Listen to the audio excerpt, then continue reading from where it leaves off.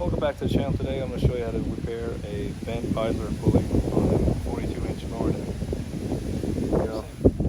Well, you got to take your deck off your mower, and if you have a pulley that does this, take the nut off, put WD-40 in there, take a hammer, and pop it off. If it won't pop off, you can leave a little WD-40 there overnight, penetrating oil or whatever, and then tap it next day.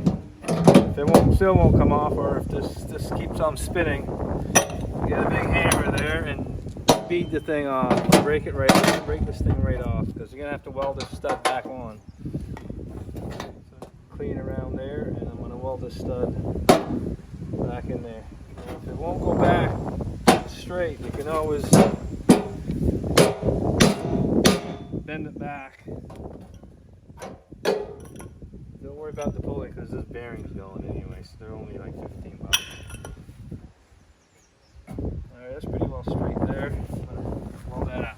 If you don't have a welder, bring her to the buddy that has a welder, or do a Google search. The nearest welding place is only going to charge you 10, 15 bucks. They might weld it for nothing. It's straight, so I'm going to just tack it here.